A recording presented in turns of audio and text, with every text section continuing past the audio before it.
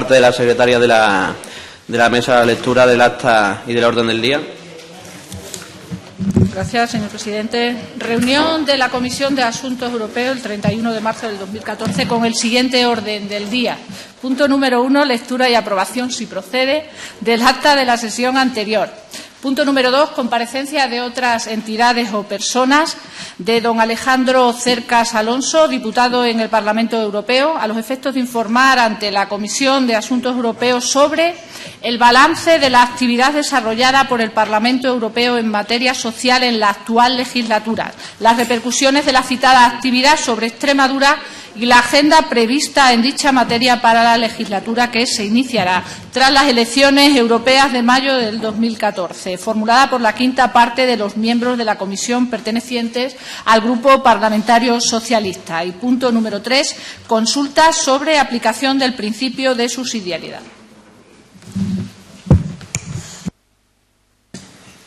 Gracias.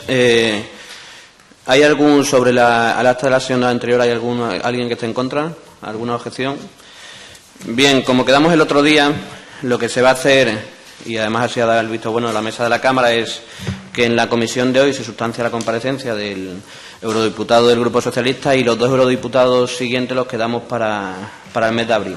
Lo que sí pedimos por el contacto que el Grupo Parlamentario Popular nos diga las fechas que tendría prevista o que pudiera asistir la eurodiputada del Partido Popular para poner la fecha de la comisión, porque después ya sería complicado. Sí, buenos días. Gracias, presidente.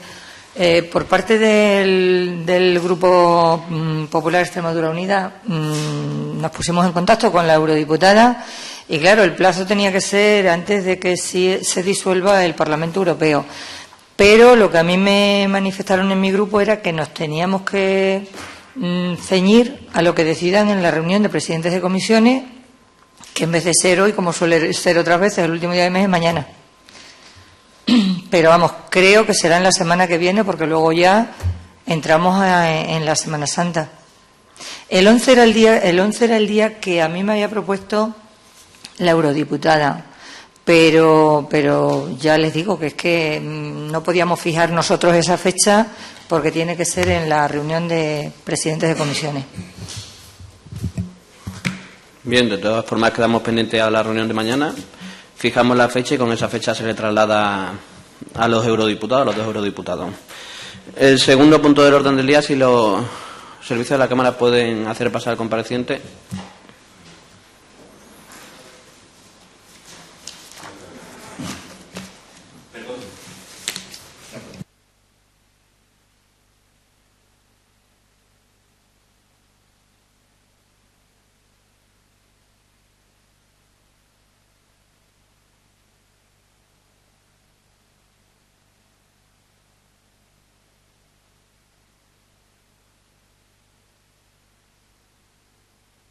Bien, lo primero darle la bienvenida a esta Cámara, que es su casa, como siempre, al eurodiputado el señor don Alejandro Cercas Alonso, y para justificar la comparecencia tiene la palabra el Grupo Socialista, el grupo proponente, por un tiempo de 5 minutos. Sí, gracias, señor presidente. Buenos días, don Alejandro. Yo quiero empezar mi defensa de la propuesta que hemos hecho de comparecencia, pues agradeciendo la disponibilidad hoy de don Alejandro Cercas y, pues como hemos podido también comentar hace un par de minutos, de los otros dos europarlamentarios que se han sido convocados por esta Cámara pues para hacer ese balance de legislatura, porque es de lo que toca hablar ahora. Nos acercamos ya al día 25 de mayo, fecha de las próximas elecciones europeas, y creemos que es buen momento para que podamos hacer balance en materia social, en materia económica, en una serie de aspectos que nos afectan a los ciudadanos y ciudadanas de Extremadura como españoles, como extremeños, como españoles y como europeos. Nosotros tenemos la sensación, don Alejandro, de que la legislatura ha sido una legislatura, digo, en el Parlamento Europeo, una legislatura tremendamente convulsa. Tenemos la sensación de que nunca Europa gobernó tanto para los ciudadanos europeos, pero también tenemos la sensación de que nunca Europa estuvo tan desconectada de los sentimientos de aquellos ciudadanos para los que estaba gobernando. Esa es una sensación, es una percepción que al final se concreta, si eso es así, con un gran avance en cesión de soberanía en estos 5 últimos años. Yo personalmente no he asistido a ninguna legislatura donde se haya avanzado tanto en cesión de soberanía por parte de los Estados miembros hacia las instituciones europeas, pero al mismo tiempo también tenemos la percepción de un gran y grave retroceso de la participación democrática de los ciudadanos y ciudadanas de nuestro continente, ¿no? El Parlamento Europeo tenemos también una percepción, y hoy nos gustaría, y sin duda vamos a poder conocer con mayor detalle la actividad y las consecuencias que ha tenido la actividad del Parlamento Europeo durante estos 5 años, qué se ha hecho, qué queda por hacer, cuáles son los retos de futuro. Pero en todo caso, la percepción que tenemos, don Alejandro, también es que el Parlamento se ha desdibujado en estos 5 últimos años ante un mayor poder del Consejo del que razonablemente cabría haber esperado, y dentro del Consejo un peso excesivo de uno de los Estados miembros, Alemania, en definitiva. Tenemos la sensación de que la economía se ha comido todo, que al equiparar economía a pragmatismo, la economía ha chocado con muchos de los ideales europeos que muchas personas, y usted entre ellos, han estado defendiendo durante muchos años en Europa, y son percepciones que nos llevaron a pedirle su comparecencia, porque sin duda en todos los temas de carácter social, en todos los temas de carácter laboral, el empleo, la calidad del empleo, la cantidad del empleo, son cuestiones donde la política europea, las decisiones europeas están mucho más cercanas de lo que la gente en la calle piensa. La gente en la calle no es consciente, y alguna vez ya hemos hablado de este tema en esta comisión. La gente en la calle no tiene la percepción de cómo, desde que se levantan por la mañana hasta que se acuestan por la noche, decisiones de carácter europeo vienen condicionando su vida, en muchos casos para bien, pero también en muchos casos para mal.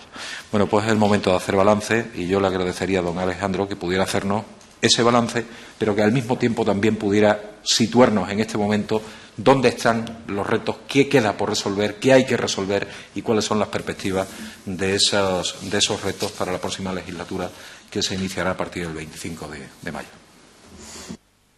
Bien, para sustanciar la comparecencia tiene 15 minutos el compareciente. De todas formas, vamos a intentar ser flexibles con la comparecencia, igual que en las próximas de los 2 eurodiputados que vendrán en el mes de abril, porque creemos que el tema es importante y además creemos que es un detalle con las personas que han representado a Extremadura en el Parlamento Europeo. Muchas gracias, señor presidente.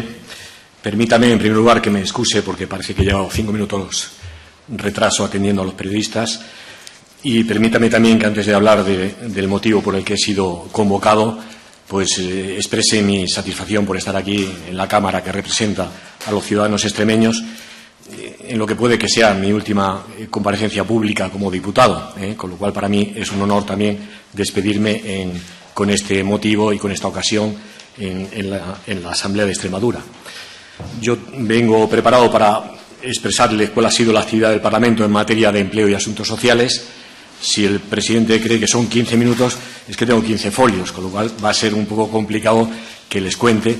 No sé si reglamentariamente tiene cabida el que les entregue luego, si quieren, mi intervención, y lo que hago es un resumen y puedo luego atender quizá mejor a un turno de preguntas que no una lectura, aunque resulte más hermosa la lectura que la explicación verbal, pero probablemente ustedes me lo agradecerán, y si tiene cabida en el reglamento de la Cámara, yo le entrego mi conferencia. El resumen es bastante sencillo. En una primera intervención de contexto, pues tienen que situar el Parlamento en el contexto de la crisis. Estos 5 años son 5 años muy especiales.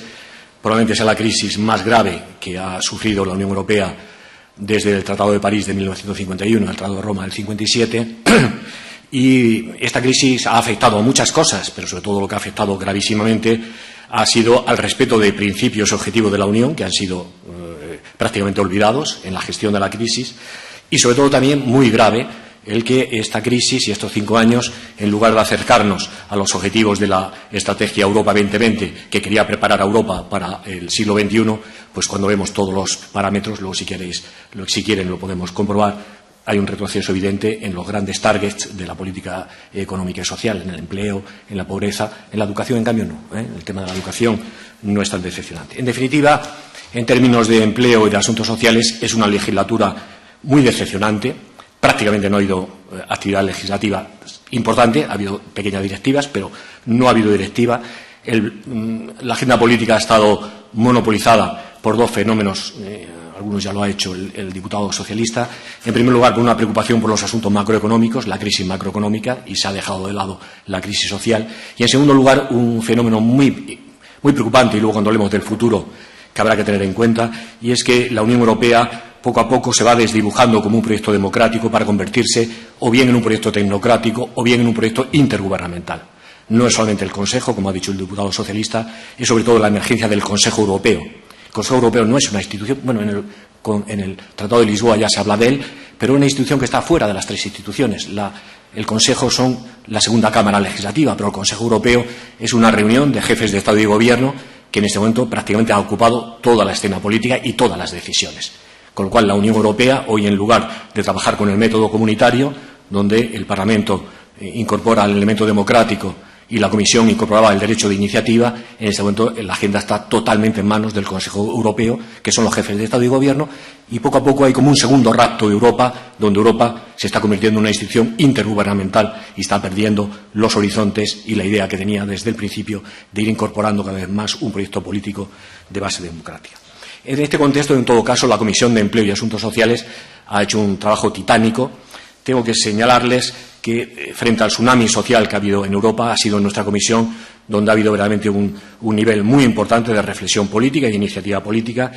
Se han ganado elementos muy importantes y se han ganado, quizá en la vida política española no se entienda, pero se han ganado porque se trabaja muy estructuralmente y muy horizontalmente todos los grupos de la Cámara. Es decir, yo les relataré algunas de las batallas que yo mismo he sido agente, pero no lo habría ganado si no hubiera tenido apoyo, no solamente de mi grupo, y de los grupos de la izquierda de la Cámara, sino también de parte de grupos de la derecha que siguen teniendo, afortunadamente, algunos miembros que por orientación social cristiana, por orientación federalista, por orientación europeísta, siguen construyendo mayorías que nos permiten hacer frente a la hegemonía del pensamiento único que hoy es dominante en Bruselas.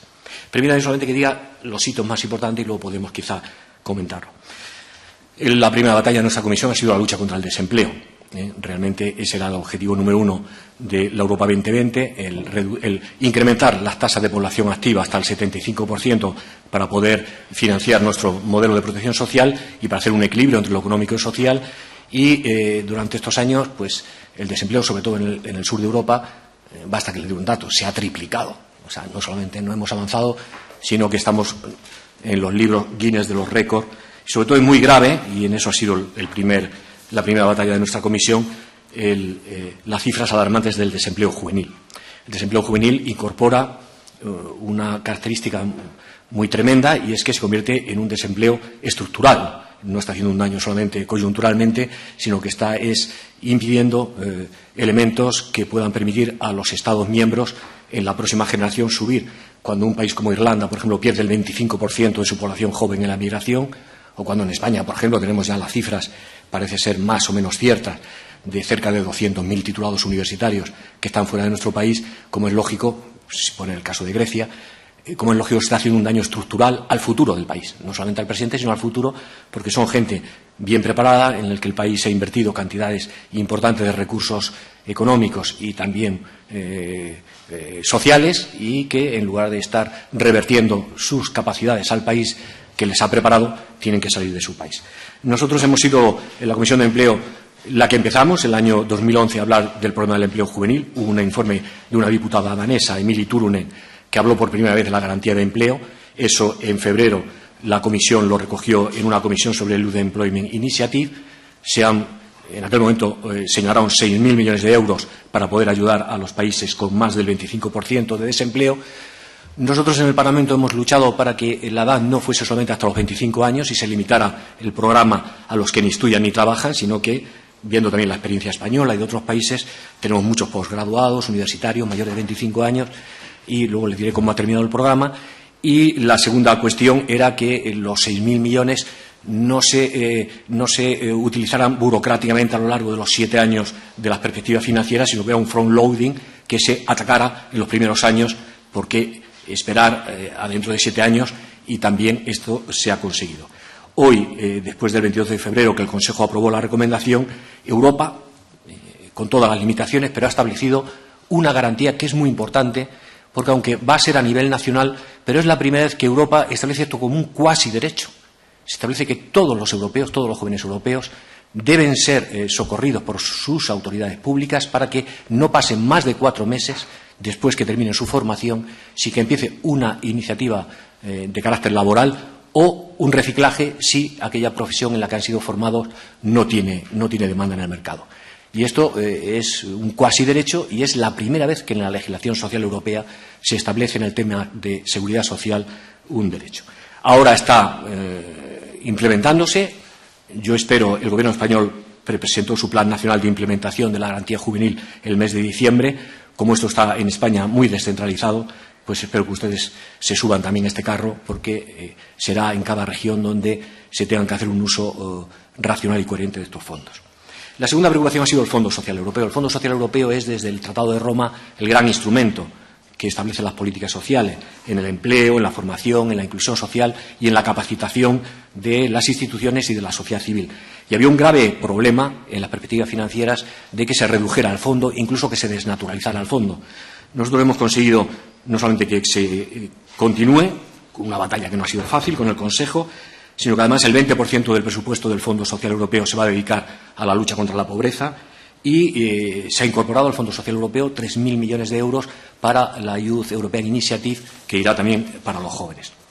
El fondo de adaptación a la globalización estaba condenado a muerte. Es un fondo que no en Extremadura, pero sí en otras regiones de España, se ha utilizado a fondo para atacar las crisis industriales y la gente que ha perdido el empleo por la deslocalización. En España tenemos programas muy interesantes. Estaba también amenazado en el Consejo. Querían que cada país atendiera y se desnaturalizara, pero el Parlamento y la Comisión de Empleo hemos conseguido que el Fondo de Adaptación a la Globalización continúe en los próximos 7 años. El segundo gran elemento ha sido la lucha contra la pobreza y la exclusión social. Aquí saben que el gran objetivo era reducir en 20 millones el número de pobres el año 2020. Estamos bien lejos de conseguirlo. Hoy 120 millones de europeos se encuentran en riesgo de pobreza o exclusión social y más de 40 millones sufren graves privaciones materiales. Por tanto, era un auténtico disparate que el fondo de ayuda a los más necesitados, que era el antiguo fondo que había para las personas que recibían alimentos por los excedentes agrarios, que había terminado porque la Corte de Justicia lo impidió, pues ha habido también el intento de que cada país atienda a estos pobres, entre comillas, o las personas más necesitadas. La Comisión de Empleo ha conseguido que el Fondo de Ayuda a los Más Necesitados se dote con 2.500 millones de euros y otros 1.000 millones de euros más a disposición de los Estados miembros, y que serán dedicados a la compra de alimentos y de cuestiones básicas. Esto yo creo que es muy importante y gracias al Parlamento Europeo ha salido adelante. Derechos laborales, sociales, pensiones. Estamos siempre amenazados con un retroceso en la visualización de las pensiones, siempre focalizándose solo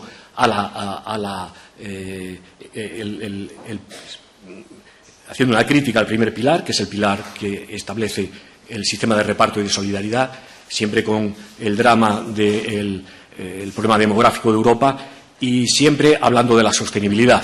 El Parlamento Europeo mira de frente el gran problema de la sostenibilidad de las pensiones, pero incorpora a la teoría de la Comisión y del Consejo el elemento de suficiencia. El futuro, señores diputados, no será solamente que tendremos muchos más ancianos en Europa, sino el problema que tenemos es que podemos tener muchos millones de pobres en Europa si las pensiones no son suficientes. Y, por tanto, la política de pensiones, el Parlamento, en el libro, en todas las comunicaciones que hemos hecho, en nuestro informes hemos subrayado el elemento de suficiencia para que no quede solamente el elemento de la sostenibilidad como la agenda europea. Y eso, afortunadamente, sigue adelante. La lucha contra el dumping social. Este es un proyecto, un problema, quizá aquí se nota menos en Extremadura, pero en el centro de Europa, ustedes se han seguido las elecciones ayer en Francia, lo va a pasar en Holanda.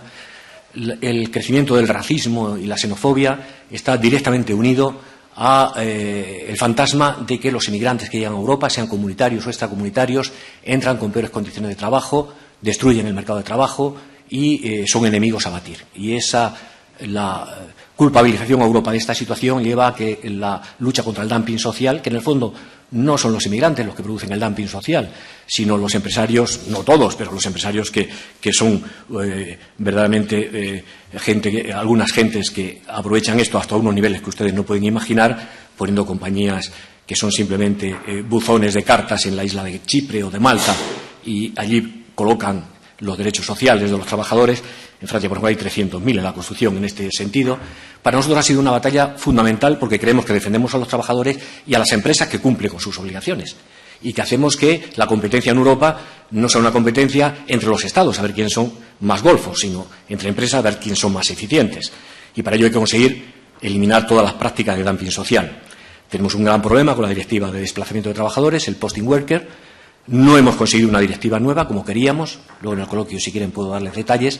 Pero estamos trabajando con una directiva de enforcement, de refuerzo, para que se pueda luchar contra el fraude en el desplazamiento de trabajadores.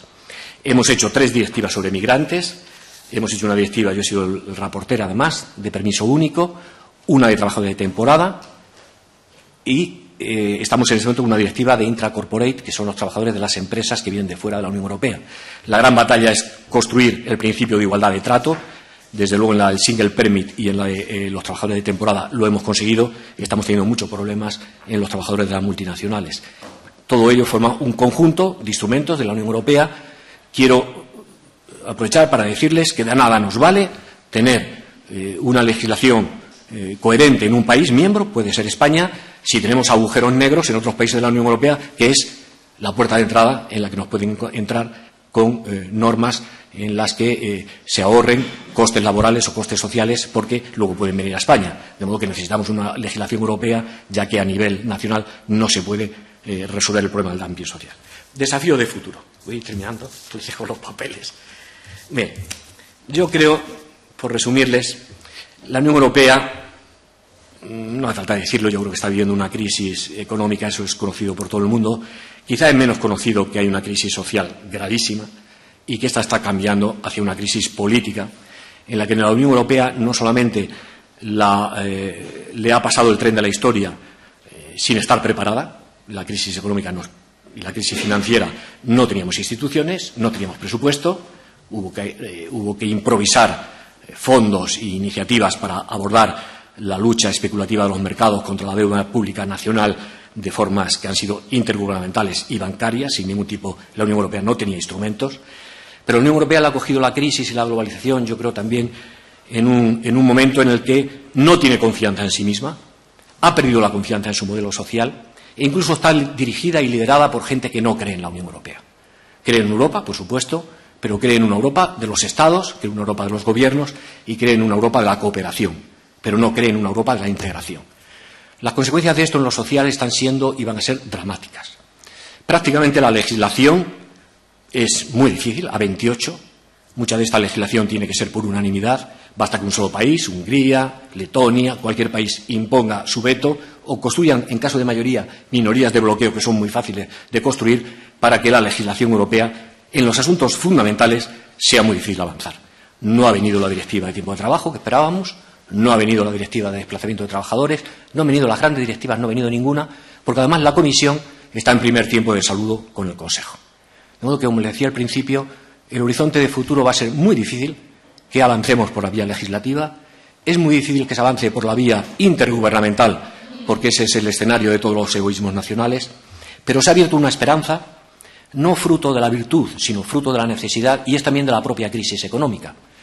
La crisis de la moneda ha puesto sobre el tapete de que no podemos tener una moneda única sin una política económica uniforme en toda la Unión Europea. Y en este momento se está construyendo la Unión Económica y Monetaria. Ha habido ya 9 reglamentos, se está haciendo la unión bancaria lentamente, pero han comprendido que no podemos tener una moneda única con políticas económicas que establecen unas disimilitudes y unas asimetrías tremendas. No puede haber una Europa rica donde hay empleo, donde hay productividad, y una Europa pobre donde hay miseria, donde hay pobreza, donde el único objetivo es que migren al centro de Europa los jóvenes de esos países. Esa Europa es insostenible. Eso ha sido entendido. Entonces, no por virtud, sino por necesidad, se está construyendo la Europa económica. Falta el pilar social de esa unión económica. Va a haber una unión económica y monetaria para salvar la moneda. Aún no han entendido que necesitamos también un pilar social.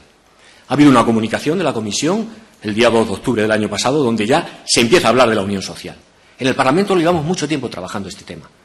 No es posible, antes lo he referido, no es posible tener un mercado único, no va a ser posible tener una moneda única con países como Alemania, que va a tener un salario mínimo de 8 euros a la hora, con vecinos en Letonia, en Estonia, en Rumanía, con 2 euros la hora, los que las cobran. Eso es insostenible. Nos estamos encontrando los países bálticos, donde ya no hay médicos ni enfermeras porque emigran a los países centrales. O sea, no puede haber una Europa donde no hay fronteras, donde hay mercado interior, donde hay una sola moneda y donde hay unas asimetrías sociales tremendas. Entonces, no por virtud, sino por necesidad, yo creo que los próximos 5 años se va a construir, en la discusión de la construcción de la Unión Económica y Monetaria, se va a poner encima de la mesa la cuestión del pilar social europeo. Si quieren, luego podemos también hablar de algunas iniciativas que pueda hacer que el sueño de una Unión Europea, que no sea solamente una unión monetaria o solamente un país sin aduanas, sino que sea realmente una comunidad de 500 millones de trabajadores, de ciudadanos, etcétera, etcétera. Yo, personalmente, no soy ni optimista ni pesimista. Yo creo que la crisis nos ha dado un golpe tremendo. Europa está herida. La cuestión europea está herida, pero no está muerta. Todo dependerá de la siguiente generación de europeos. Hubo una generación de europeos después de la Segunda Guerra Mundial que comprendieron que no podían seguir confrontándose, preparando una guerra cada 30 años, destruyéndose mutuamente, sino que era mejor cooperar entre ellos. Ahora hay una generación de europeos que tendrá que entender que no se puede construir Europa con la injusticia, con las asimetrías, con las insuficiencias que hoy tenemos. Y esa es una agenda que está abierta y que depende básicamente de lo que quieran los ciudadanos europeos. Porque pese a la fuerza de los tecnócratas de la Comisión, pese al egoísmo de los primeros ministros, los ministros del Consejo o del Consejo Europeo, la verdad es que los ciudadanos europeos quieren hacer frente a la globalización y a la crisis con instituciones, con transparencia, con democracia, con justicia social. Y yo creo que en el Parlamento Europeo hay fuerzas políticas de todas las familias políticas que están en esta operación. Pero conviene a veces que no seamos ignorantes o que no seamos ingenuos y que sepamos que esto no nos lo darán gratis. Hay una cita el día 25 de mayo, yo espero, se lo acabo de decir a los periodistas, que cada uno vote lo que quiera, pero que los ciudadanos europeos consoliden el Parlamento Europeo, donde hoy por hoy, en mi experiencia de 15 años, es donde mejor están representados los valores de la Unión Europea, que yo creo que todos los que están en esta mesa compartimos. Muchas gracias. Muchas gracias. A continuación, por los grupos parlamentarios de menor a mayor, por parte del Grupo Mixto Prescres, tiene la palabra por 10 minutos. Muchas gracias, señor presidente. Señor Cercas, buenos días. Encantado de tenerle aquí en esta comisión. Los regionalistas en Extremadura somos europeístas desde el inicio de nuestra creación como partido político, como ideología política. Entre otras cosas, porque nosotros siempre hemos pensado que Europa ha tratado mejor a Extremadura que ha tratado a España. Hemos tenido una mala madrastra, a pesar de que Extremadura siempre ha querido a España, pero España ha querido poco a Extremadura. Y resulta que somos objetivo 1 para Europa y no somos objetivo 1 para España, curiosamente. Pero no lo digo ahora, en esta legislatura, digo a través de los tiempos. Usted nos ha pintado una imagen de Europa, bueno, pues bastante deprimente. ¿Qué quiere que me diga? Es verdad que la crisis económica nos ha dado fuerte, y especialmente a los países del sur de Europa. Y España, pues, ha notado muchísimo esa crisis. El tema del desempleo, yo no sé si somos el país de Europa con mayor tasa de desempleo, pero debemos estar ahí. Pero además de empleo juvenil debemos estar también, debemos ser capitanes generales con mando en plaza. Pero es que Extremadura, dentro de esa capitanía general, yo creo que ya somos mariscales de campo. Es decir, aquí ya no puede haber más paro de lo que hay. Hablaba usted de que en Irlanda hay una migración juvenil del 25%. Yo no sé la que hay en Extremadura ahora mismo, pero la que va a haber, si las cosas siguen así, va a superar ese 25%, no me cabe la menor duda. Es decir, esta situación es la que es. Y yo creo que Extremadura necesita Europa. Pero además lo necesita de una forma sí o sí. Es decir, nosotros lo que se ha hecho, que no ha sido todo lo que se tendría que haber hecho para converger, no solamente con Europa, como decía otro día el comisario de las regiones. Una cosa es que converjamos con Europa, pero es que nosotros tenemos otra asignatura pendiente aún, que es converger con España. Es que Extremadura tiene que converger con el resto de las comunidades, que a pesar del tiempo que llevamos, la convergencia no es que nos estemos acercando, cada vez estamos más separados. Y ahora se nos dice que hay que converger con Europa. Bendito sea si la convergencia esa significa que realmente hemos mejorado económicamente y socialmente en esta comunidad, pero la situación como está ahora mismo, pues no deja no nos da muchas esperanzas. Insisto, tenemos una tasa de paro, yo creo que imposible de soportar. Nuestro empleo juvenil es enorme. Nuestra despoblación de esta comunidad autónoma, aquí tenemos una comisión precisamente en esta asamblea para hablar de la despoblación de Extremadura, porque es un problema.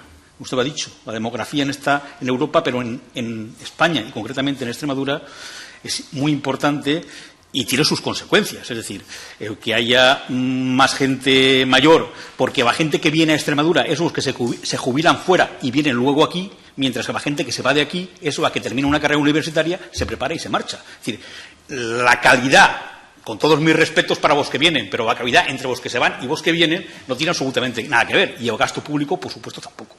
Entonces, estamos construyendo una comunidad autónoma donde dentro de unos años vamos a tener una población una población con una edad muy alta, donde van a tener que tener unas ayudas de tipo social importantes y, sin embargo, la gente que produce, la gente que trabaja, pues no va a estar en Extremadura, va a estar fuera. Y eso es algo que lo estamos viendo venir ya. Usted nos hablaba de que en lo social se ha hecho poco en esta legislatura, en la Unión Europea. Y precisamente yo creo que es donde más se tenían que haber cargado las tintas. Un problema económico, la crisis económica, por supuesto que hay que resolverla. Pero aquí se ha resuelto a costa de la gente más necesitada y de los más pobres. Aquí se ve dado la puntilla. Aquí, cuando hablamos de déficit, nos hinchamos todos mucho cuando decimos que hemos obtenido los objetivos de déficit, pero no decimos a quién le hemos cargado esos objetivos de déficit. Y, desde luego, a los que tienen mucho, el déficit les da casi igual, Aquí los que cargan el déficit son la gente que, incluso, hablando de índices de pobreza, usted hablaba de 120 millones de pobres en Europa. El otro día se hablaba de Cáritas, que es una asociación, una ONG, que no creo que sea, a pesar de lo que dice el señor Montoro, no creo que sea sospechosa de tener ningún tipo de ideología, pues hablaba de que somos el segundo país de Europa con más pobreza infantil. Algo tendrá que decir Europa de esto. Es decir, yo lo que veo es que Europa tiene un montón de organismos, un montón de gente viviendo y trabajando de los organismos europeos, pero se supone que esta gente está para resolver los problemas de los europeos. Entre lo que usted dice y los resultados de lo que hay ahora, pues yo creo que no se están haciendo los deberes. No se están haciendo los deberes. Yo creo que hay un fracaso de los países que forman parte de la Unión Europea. Un fracaso claro. Ahora estamos otro problema que ha venido ahora como consecuencia de los problemas de Melilla, el tema de la migración. ¿Es que los emigrantes que pasan por Melilla vienen a Europa o vienen a España? Porque esa pregunta habrá que hacérsela también. Porque a lo mejor lo que tenemos que hacer es coger autobuses y llevarlos a Portbou y decirle que suban para arriba, a ver qué tal. Pues claro, lo que no podemos hacer es soportar nosotros, a lo mejor por culpa de que no haya unas políticas de cooperación en condiciones por parte de la Unión Europea, soportar nosotros una presión de migración cuando hay países de Europa que esto, pues no quieren saber nada. Y con eso no quiero decir y no quiero justificar de ninguna manera la actuación que en momentos puntuales se puede haber tenido como se viera antes. No es esa mi intención, pero sí mi intención de decir que hay un problema y que es un problema de Europa, no es un problema de España únicamente. Como puede ser de Italia, en el caso de que también tiene el mismo problema que nosotros, o de Grecia o de alguno de los países que están en el sur de Europa. La crisis de Ucrania yo creo que también nos va a pasar factura, de alguna manera. Y hablaba usted de vos países que antes formaban parte de la Unión de Repúblicas Socialistas Soviéticas, que hoy están en la Unión Europea y que tienen unos problemas económicos muy grandes y además tienen, bueno, pues una historia que les va a costar mucho superar y resolver, porque su idiosincrasia, desde luego, no tiene absolutamente nada que ver con la de la mayoría de los países fundadores, digamos, de la Unión Europea, por llamarlo de alguna manera. Y usted habla, por fin, de la esperanza, ¿no?, de que vamos a ver si hacemos una unión económica, una unión bancaria, una unión social. ¿Y qué pasa con la unión política? ¿Qué pasa con ella? Porque todo eso está muy bien, pero si no hay una unión política va a ser complicado que las uniones económicas y sociales puedan funcionar cuando cada país hace de su capa un sayo y tira para lo que le interesa. Habrá que hacer una unión política. Y el grupo socialista o el grupo popular en la Unión Europea pues deberán tener pues unas políticas comunes. No porque el grupo popular sea alemán, o sea italiano, o sea español, o sea austriaco, pues cada uno tire por su lado. Lo mismo puede ocurrir con el grupo socialista dependiendo de qué país representen. Es decir, esa unión política, yo creo que estamos bastante lejos. Es la impresión que me da. Aparte de esa unión económica, que sí, es verdad, que se va a hacer por necesidad. Estoy totalmente de acuerdo con usted. La necesidad va a hacer que tengamos que hacer una unión económica, una unión bancaria y una unión social, porque si no se hace nos exponemos a que haya una revuelta social en toda Europa de un nivel que la gente yo creo que no lo está pensando. Es decir, que esto puede conducir a que dentro de unos años haya una revuelta total y absoluta, porque estamos hablando, como usted decía, de 120 millones de pobres de la Unión Europea, y esto va más, esto va para arriba, no va para abajo. Entonces, esa unión social yo creo que es imprescindible. Excepciones, pues ahí están. Yo creo en Europa de las regiones, más que en Europa de los estados. Y creo en unión política. Y los regionalistas creemos que Extremadura tiene que tener voz en Europa. Y yo lamento profundamente que el Partido Socialista haya colocado al primer extremeño en el número 19 de la lista. Lo lamento. El Partido Popular no sabemos aún, por eso no digo nada, porque como no han salido a la lista aún no podemos decir nada. Ya lo diremos. Pero en el caso del Partido Socialista, permítame que me diga, ya que usted no está en la lista, que nos parece, hombre, poco peso tiene el Partido Socialista extremeño si solamente ha conseguido poner a una persona en el número 19. Poco. Esto, luego, señor Bernal, supongo que me contestará, pero poco. La verdad es que lo decimos porque los regionalistas nos vamos a presentar a las europeas donde todos los que van en la lista van a ser extremeños. O sea, eso no va a haber ningún problema.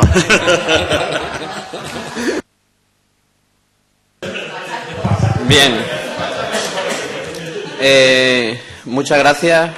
Por el Grupo Izquierda Unida tiene la palabra por 10 minutos el portavoz. Muchas gracias, señor presidente.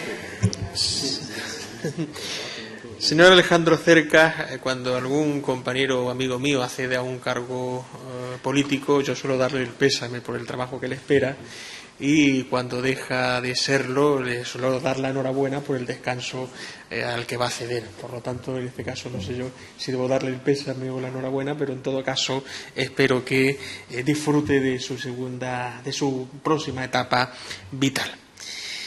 Yo pertenezco a una fuerza política que lleva usted lo sabe, desde hace muchos años, desde el Tratado de Maastricht, diciendo que era absolutamente irracional construir una Unión Europea basada fundamentalmente en un concepto de mercado financiero en torno a una moneda única, sin construir instrumentos sociales y, sobre todo, instrumentos políticos. Es decir, una Unión Europea mercado financiero, pero no una Unión Europea política y social.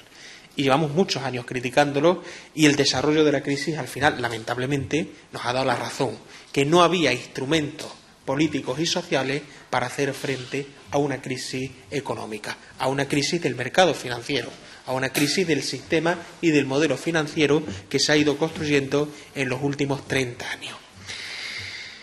Y la falta de iniciativa de la Unión Europea se evidencia sin ningún género de duda en la desafección popular creciente que tienen los ciudadanos hacia esta propia Unión Europea, y que en casos extremos muy preocupantes para esta fuerza política se traducen en el avance de posiciones extremistas, de extrema derecha, con una carga, como usted decía, de xenofobia y de racismo considerable, y que está creciendo, especialmente en el norte de Europa y también en países del sur, como pueda ser en el caso de Grecia.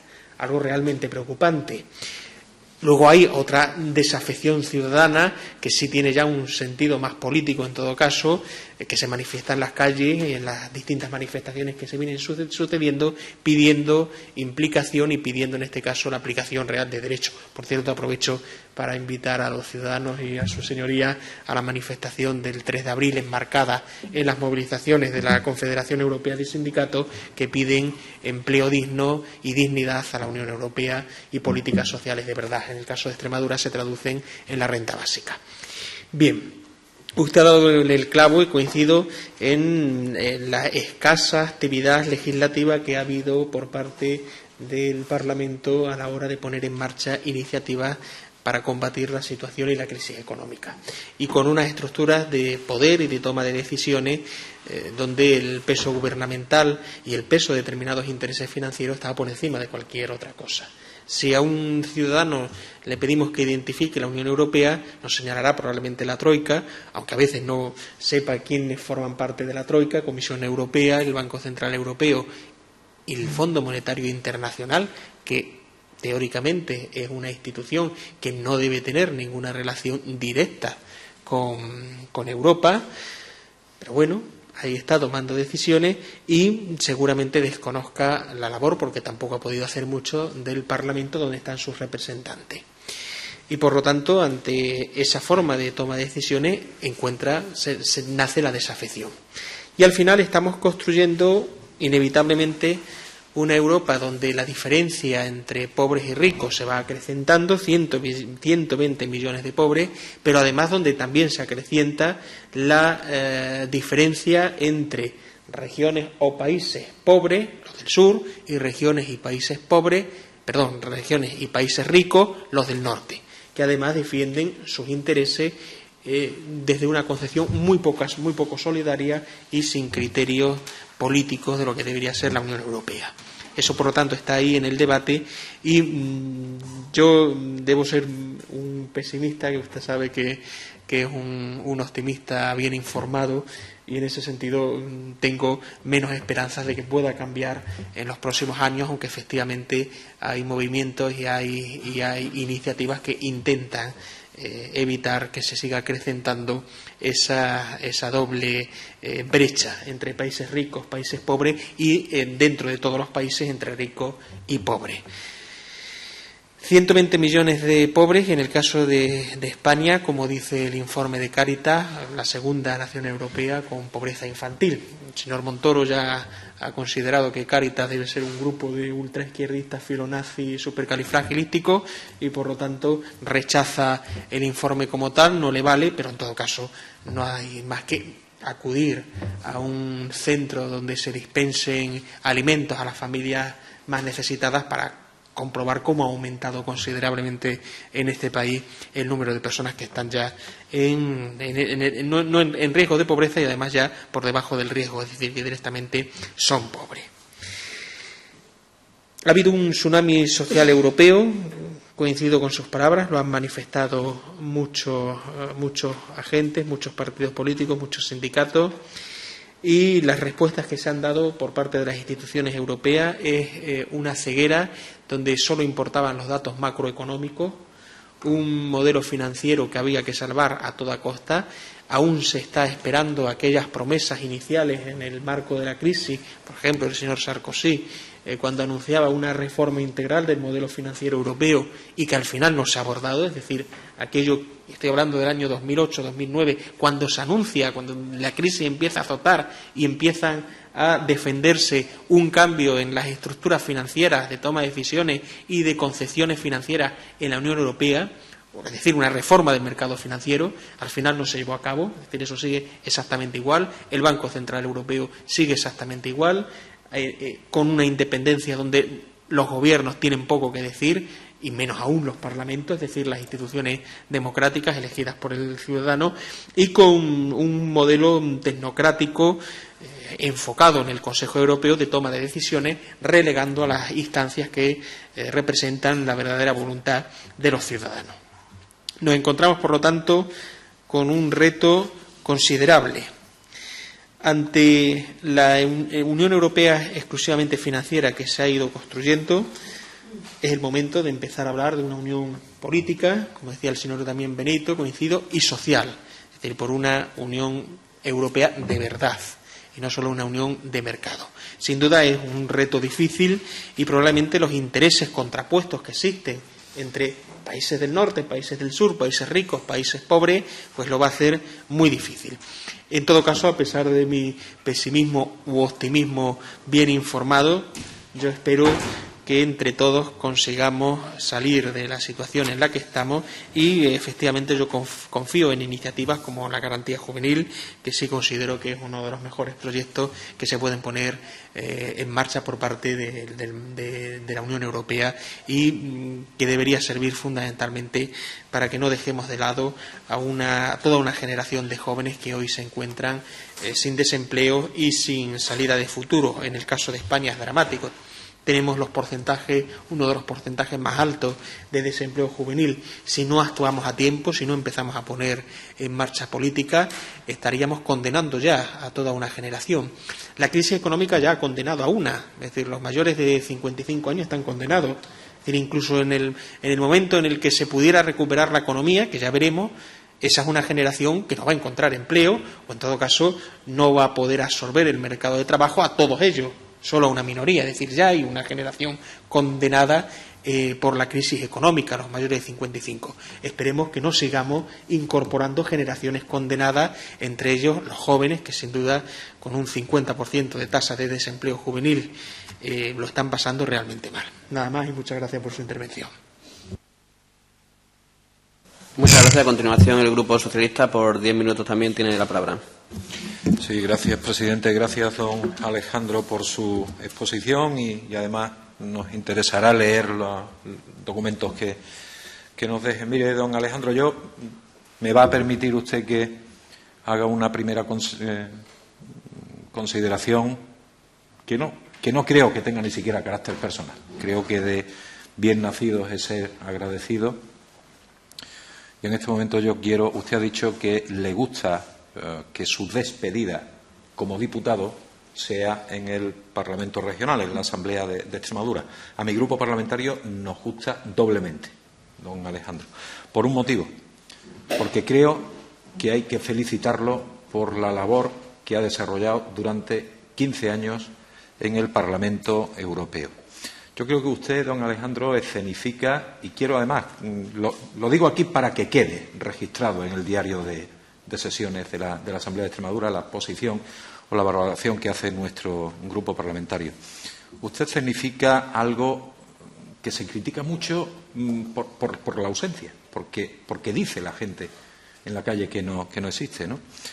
Yo, que lo conozco hace ya muchos años, don Alejandro, reconozco en usted ese político que le echa pasión y le echa ideología a su actividad, y en contra de lo que suele ser habitual, que cuando dicen también que cuando uno va creciendo en edad va perdiendo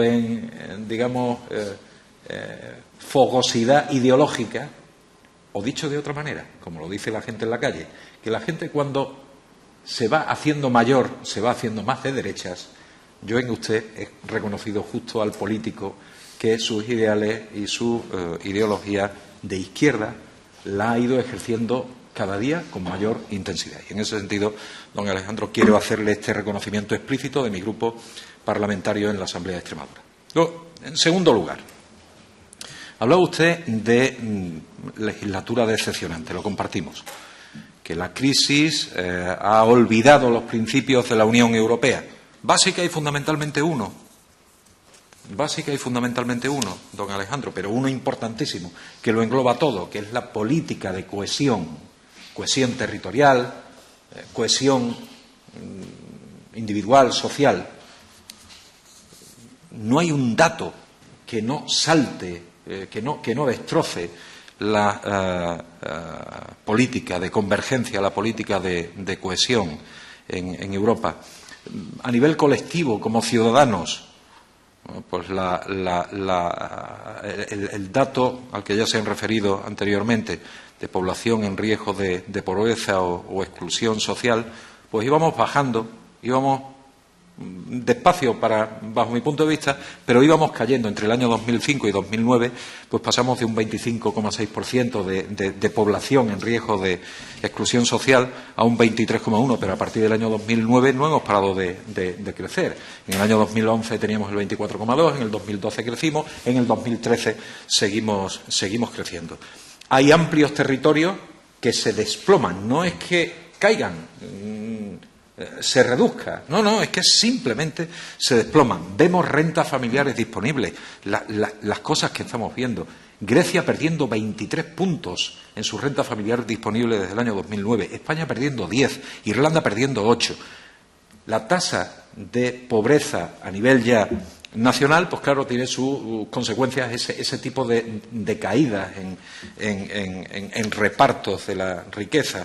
Grecia, en tan solo un año, en el año 2011, subió 16 puntos su tasa de riesgo de pobreza. España, que estaba en el 2009 en el 13,5% de la población, la tiene en el 2011. Último dato, al menos que yo he visto de datos europeos, en datos oficiales europeos, lo tiene al 21,5%. Irlanda sube del 10 al 17%. El empleo, el 50% de las regiones europeas han destruido empleo con esta crisis. Pero es que en el sur de Europa, lo decía usted antes, o se ha duplicado o incluso se ha triplicado en algunos territorios del sur de Europa el desempleo. España, incremento de 17 puntos.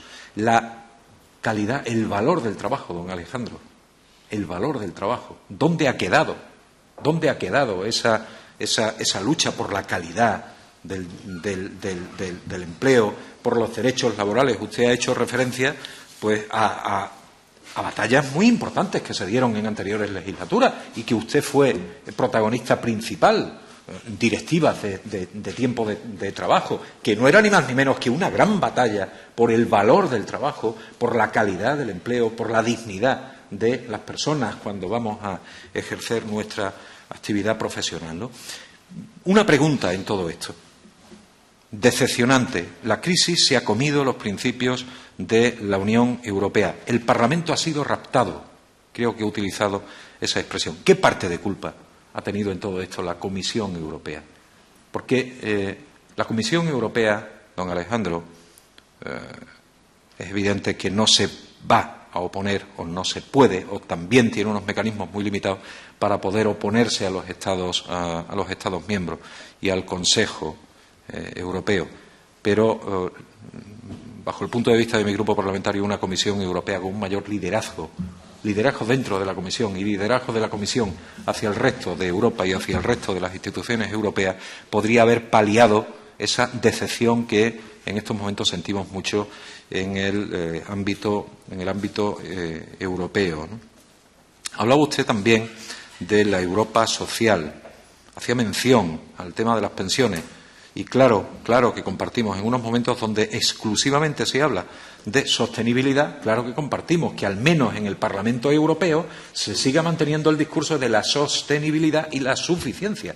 Porque es que además es justo en términos sociales y en términos políticos, pero es que al mismo tiempo es necesario bajo un punto de vista económico si queremos que este continente siga teniendo algún tipo de futuro, ¿no?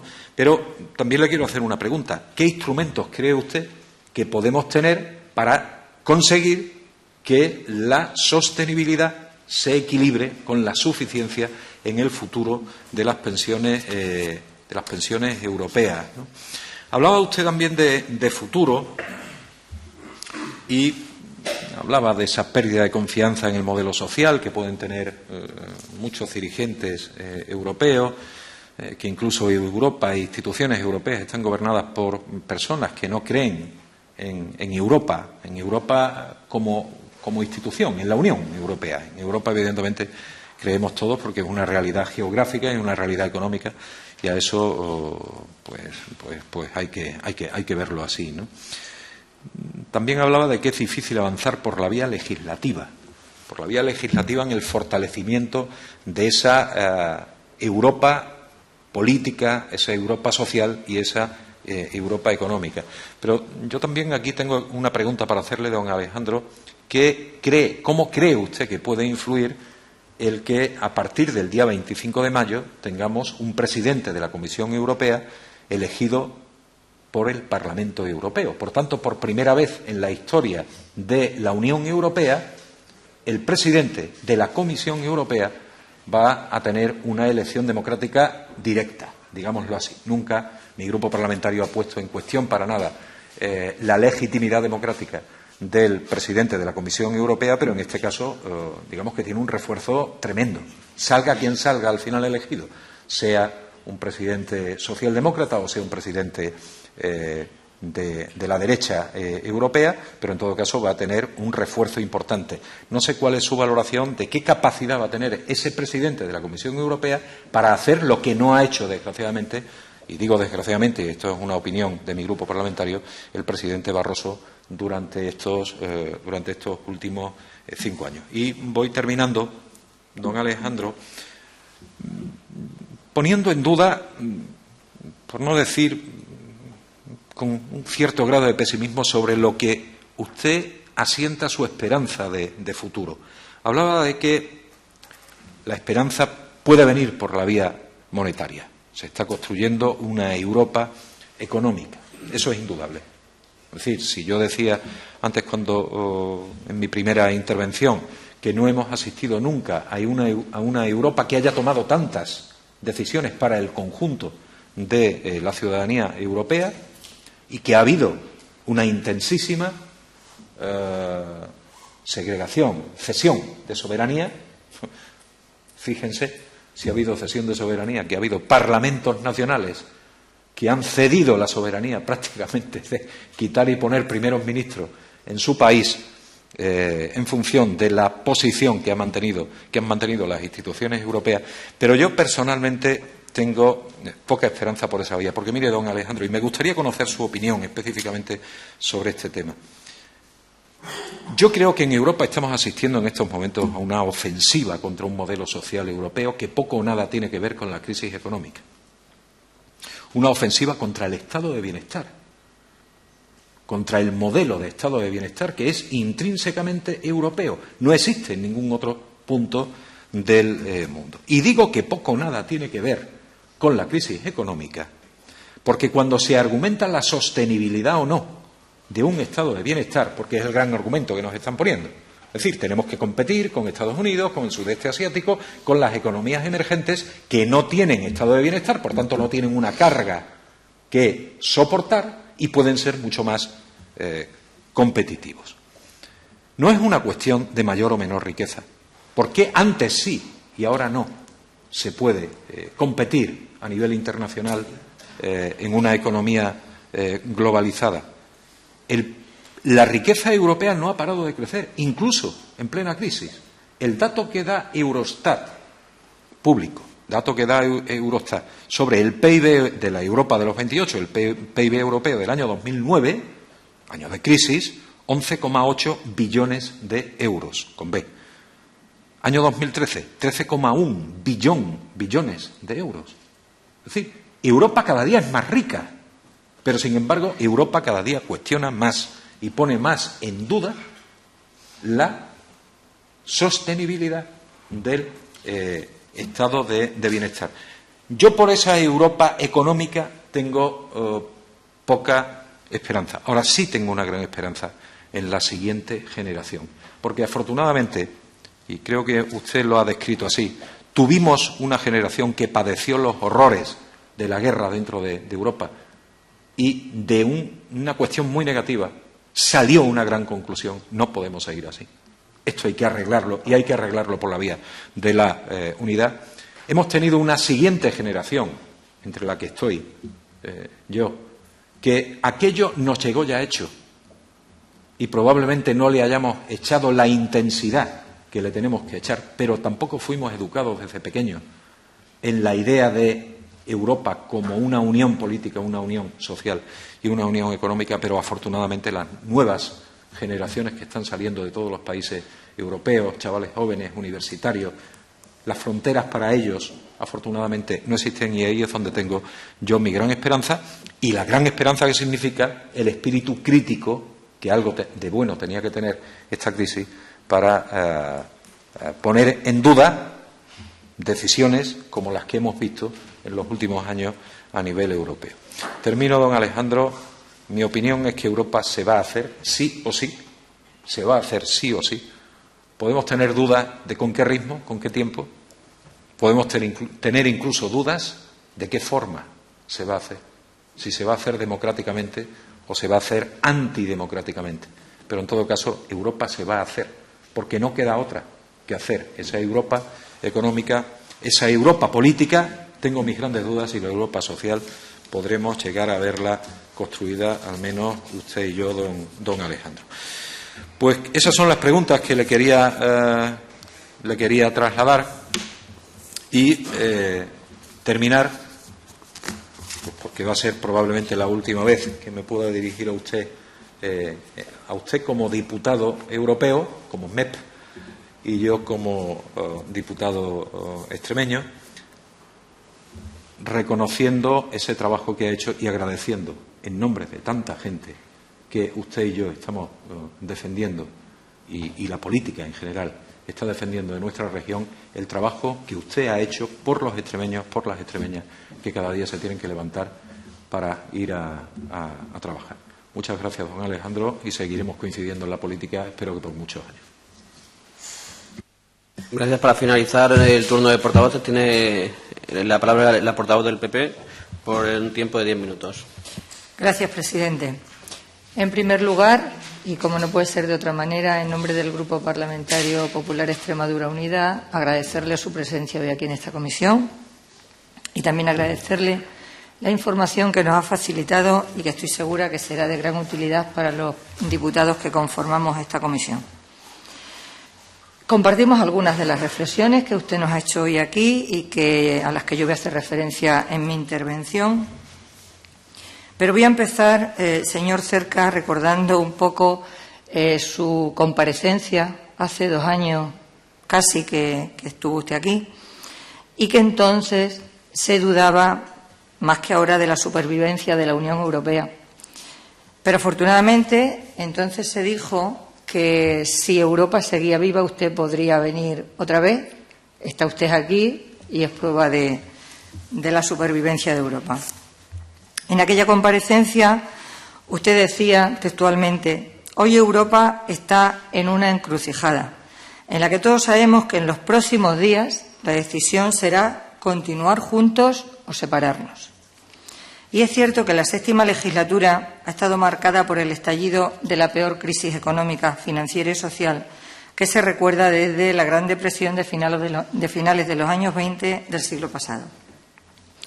La Unión Europea se ha enfrentado a una situación muy complicada en la que la viabilidad del euro se ha visto amenazada y que la ha obligado a adoptar medidas muy duras, incluso a redefinir el diseño de gobernanza económica.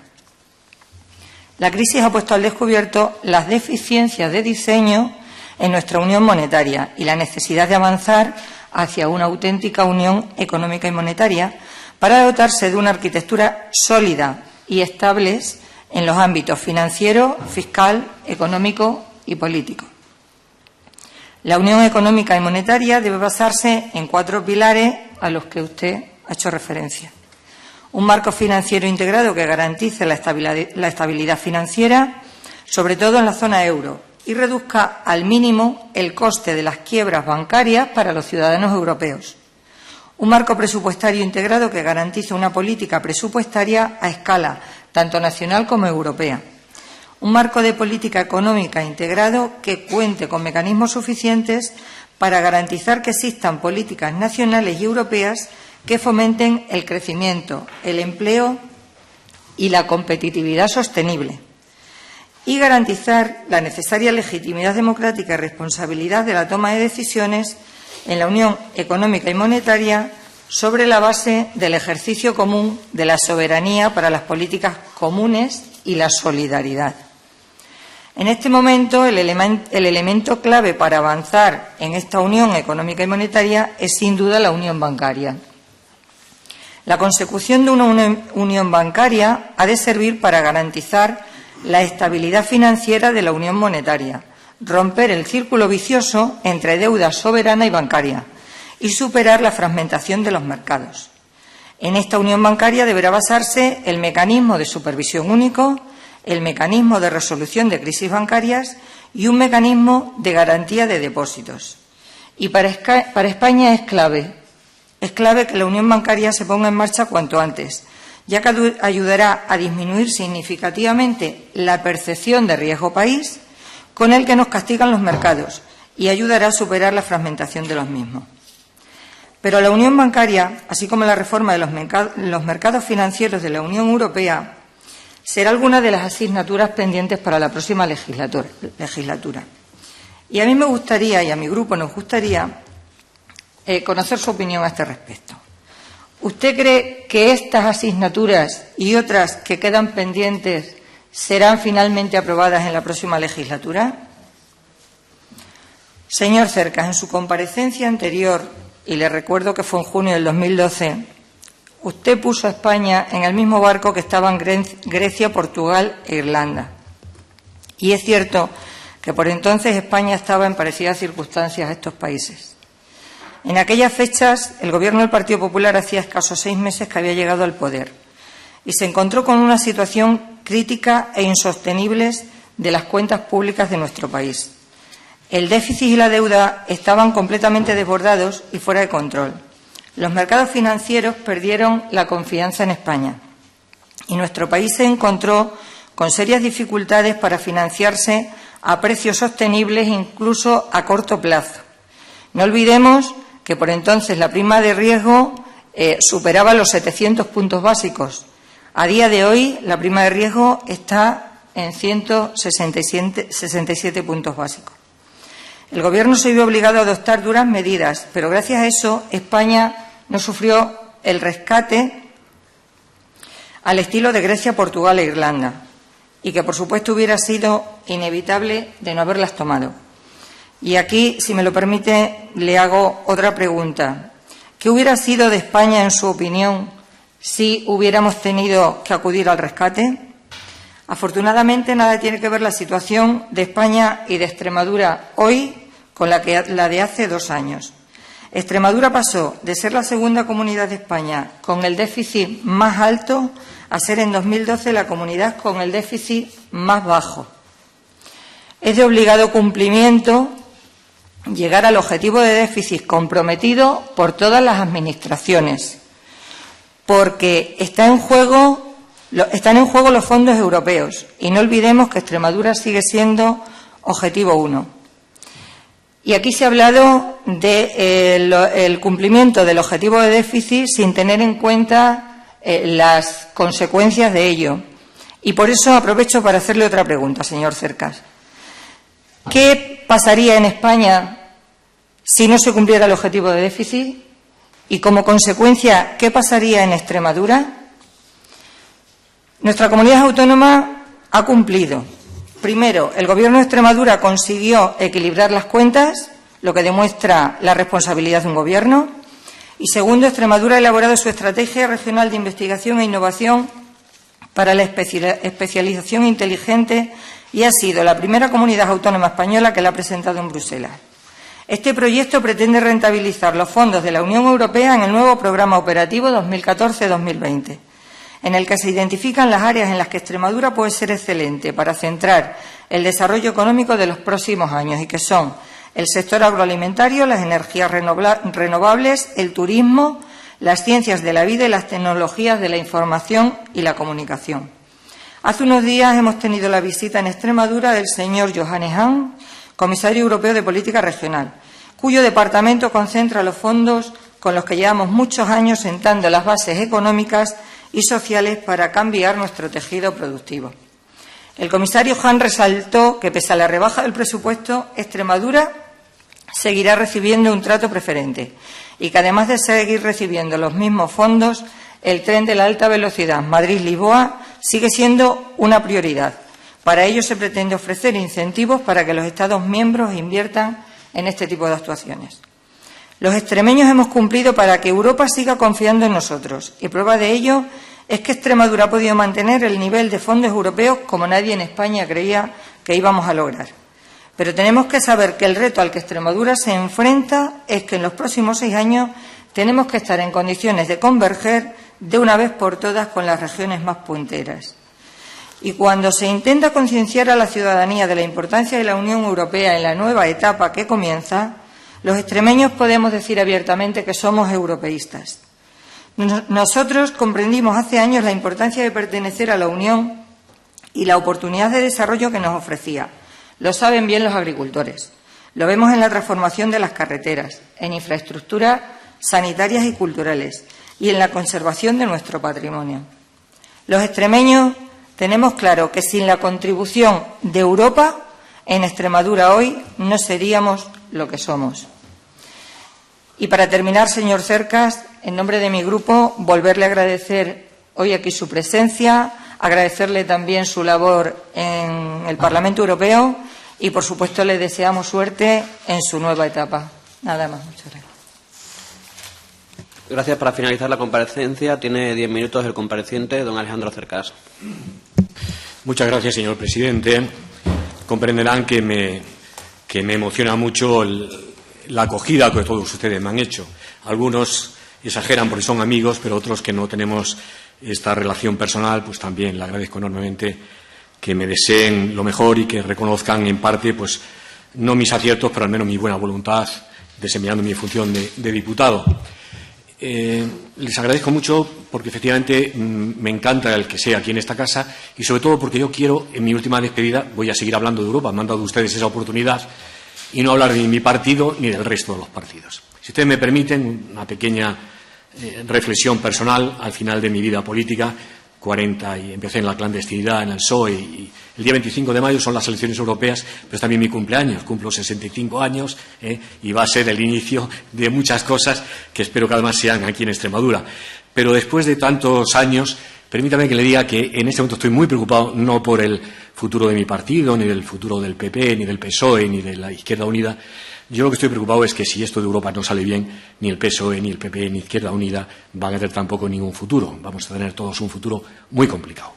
Y me preocupa enormemente el que en un momento tan grave del mundo, pues Europa pierda la brújula, se pierda, y todas estas buenos deseos que tenemos para las siguientes generaciones se conviertan otra vez en algo que ya ha sido conocido por Europa.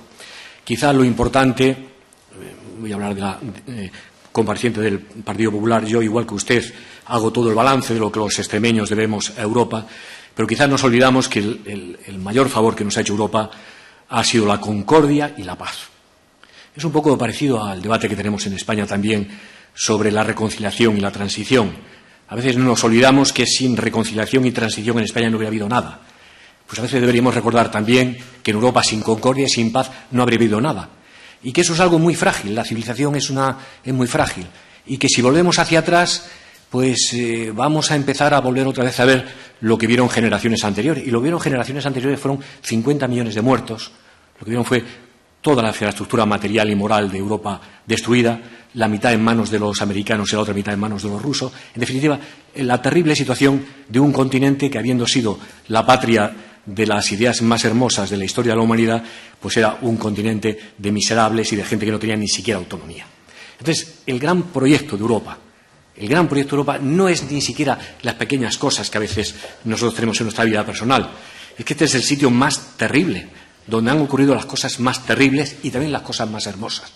Entonces, me importa muy poco en este momento mi partido, ni el Partido Popular. Lo que me importa es que acertemos en el futuro, porque ese va a ser Ese futuro es el que podrá dar a nuestros hijos y a nuestros nietos la posibilidad de seguir viviendo en concordia o en paz o en discordia. Y por eso entro ahora un poquito en lo de, me decían los regionalistas, yo también creo en las regiones, creo menos en los estados. Los estados han sido la discordia y ha sido la guerra. Pero las regiones también tienen el peligro de convertirse en mini-estados, ¿eh? Y el problema de los estados ha sido, lo que estamos viendo ahora, el egoísmo y la falta de capacidad de cooperar unos con otros. Muchos de ustedes han referido a las deficiencias que hay en este momento, la falta de solidaridad, los agujeros terribles que tenemos.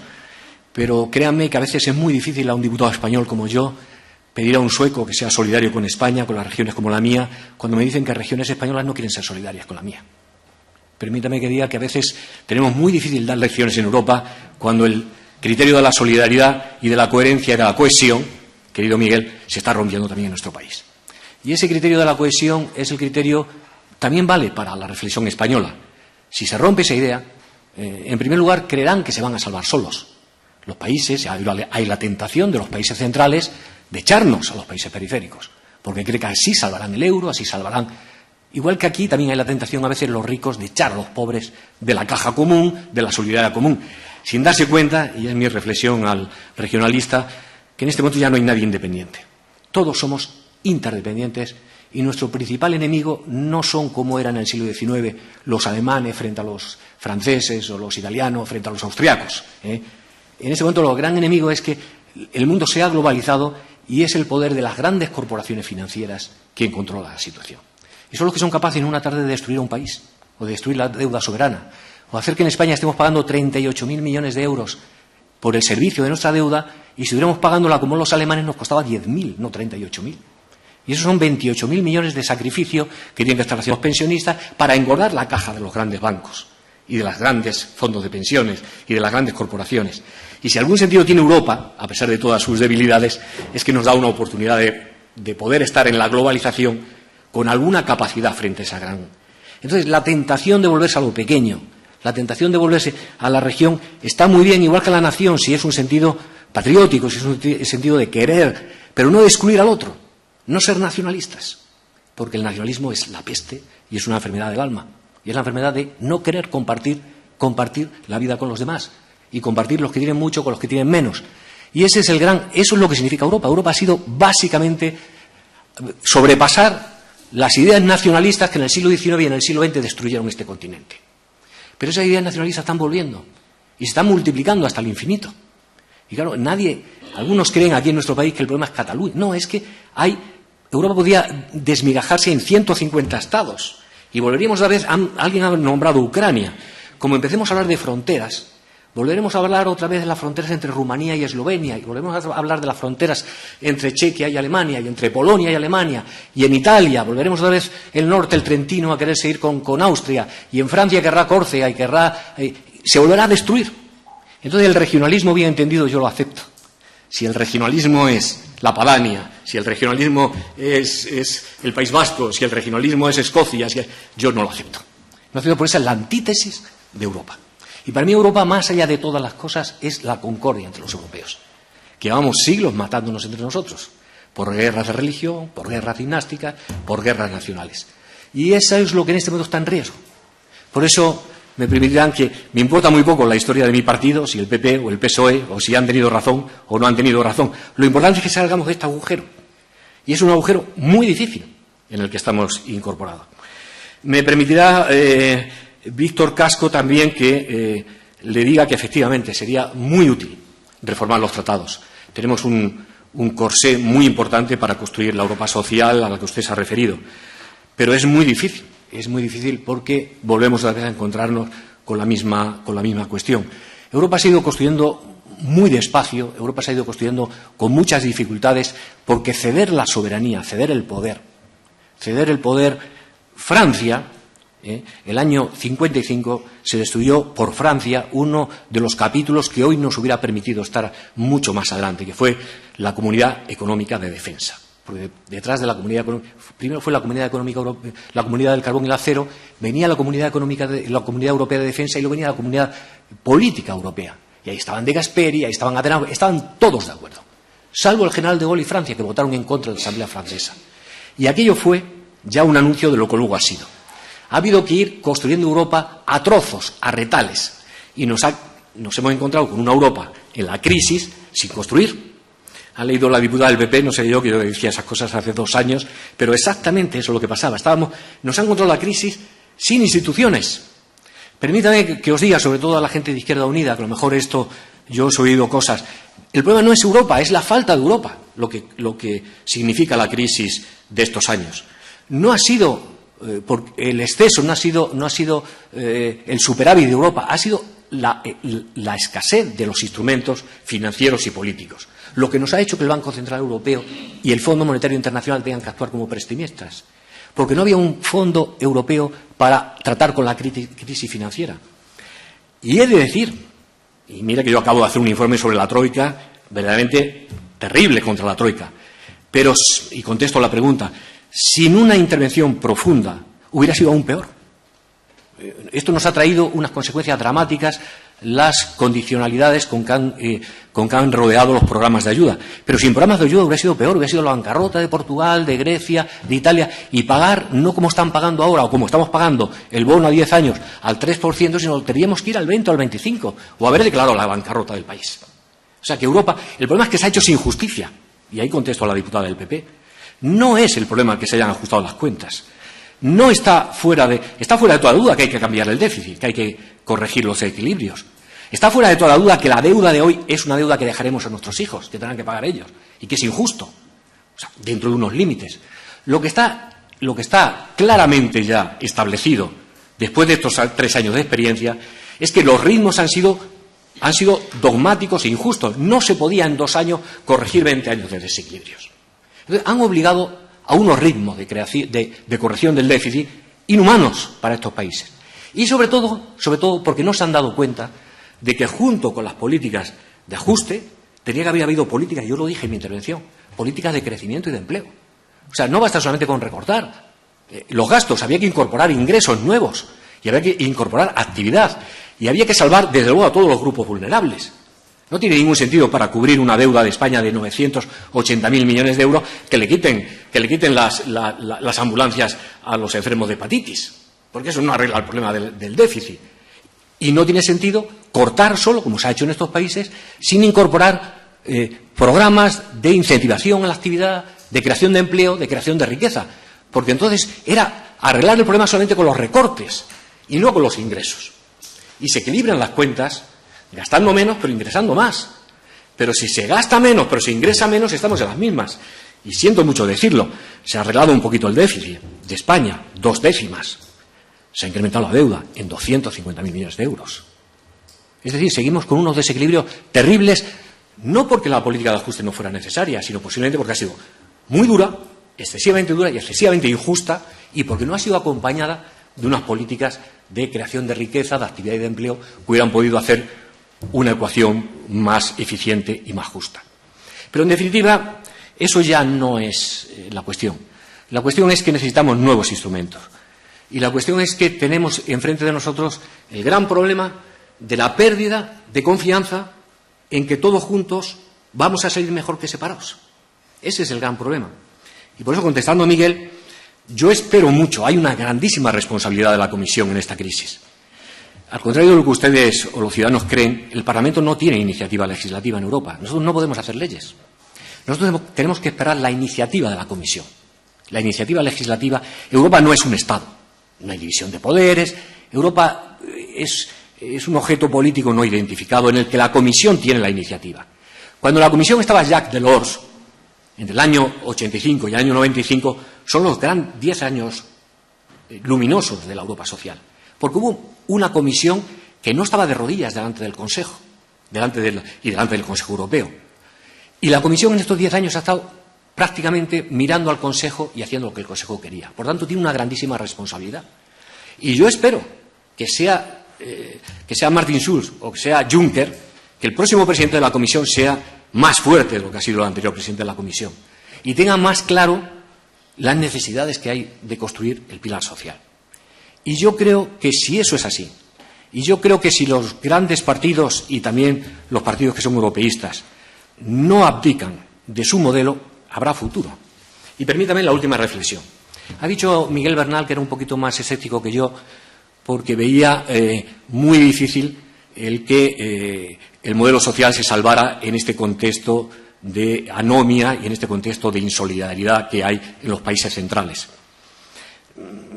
Mi única esperanza es que frente a la Europa de los Estados, frente a la Europa del funcionalismo de los tecnócratas de Bruselas, hay otra Europa, que es la Europa de los ciudadanos. O sea, yo creo, la gente está saliendo, no solamente la que sale a la calle, sino los debates que hay en las universidades europeas, en los movimientos sociales. O sea, hay una demanda de Europa muy fuerte. Lo que usted decía de la próxima generación, yo creo que ya se está produciendo. O sea, la gente quiere Europa, lo que pasa es que quiere una Europa diferente de esta que hemos vivido estos 5 años. Y eso va a ser imparable. Va a ser imparable porque no es solo la demanda popular. Es que yo creo que la Europa sin su pilar social va a tener la misma experiencia que la Europa sin el pilar económico. Es que se va a destruir Europa. Es que no puede Europa seguir 500 millones juntos si no equiparamos las condiciones sociales de los europeos. Y le voy a poner un ejemplo. Antes ha hablado usted de pensiones. Nosotros hemos puesto en circulación en Europa, en el Parlamento Europeo, varias universidades europeas, un estudio sobre mutualizar el subsidio de desempleo. Es lo que se llama un estabilizador automático. Lo que ha demostrado la crisis es que frente a lo que decían los ideólogos del liberalismo, el modelo del Estado del Bienestar Europeo, gracias al modelo del Estado del Bienestar Europeo, el desastre no es total. Me van ustedes a entender. Aquí en Extremadura, si no hubiera sido por el sistema de pensiones, o en España, si no hubiera sido por el sistema de pensiones o el sistema de desempleo, esto sería la debacle total, económica, política y social. Lo que ha soportado a la gente son las pensiones mínimas, las pensiones de subsistencia, la renta mínima que ustedes están aquí en Extremadura poniendo. Eso está demostrando una eficacia económica tremenda porque son medidas contracíclicas. Cuando el ciclo es depresivo, como es este, mantiene la actividad. O sea, es un estabilizador automático de la actividad económica. En cambio, cuando hubiera un ciclo expansivo, es también contracíclico, hace que la inflación no se dispare. Necesitamos en la economía de mercado estabilizadores automáticos. Lo han demostrado los estabilizadores nacionales. Pero un país como España, que está dedicando 35.000 millones de euros al desempleo, va en el ciclo depresivo, porque cuanto más dificultades tiene, más desempleo tiene. Cuanto más desempleo tiene, más deuda tiene.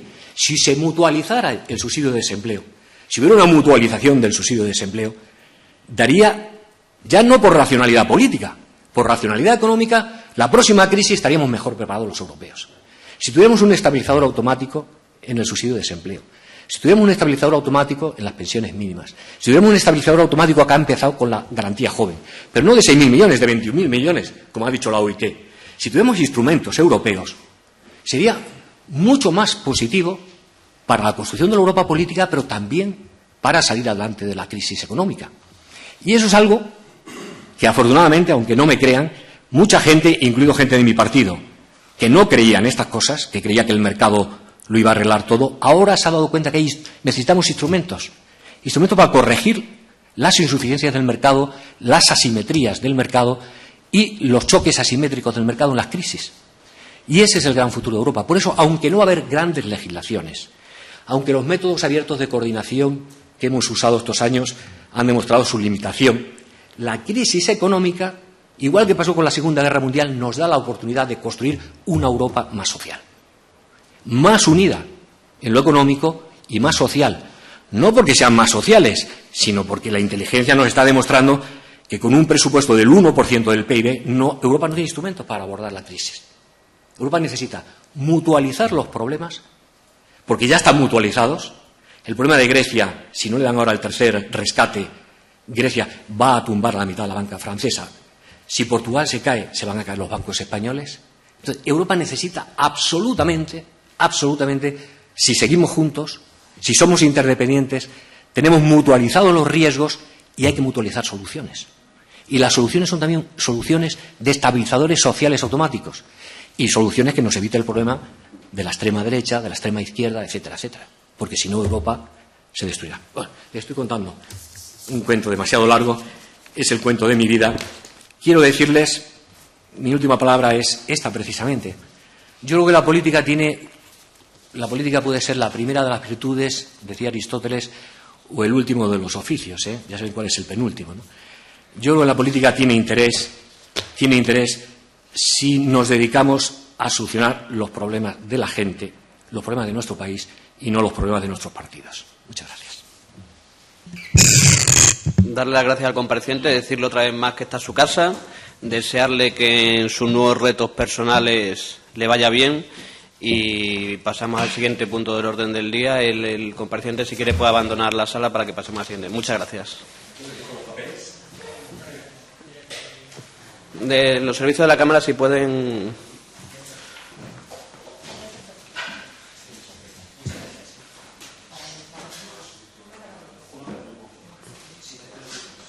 El tercer punto del orden del día, que es la consulta sobre la aplicación de principio de subsidiariedad.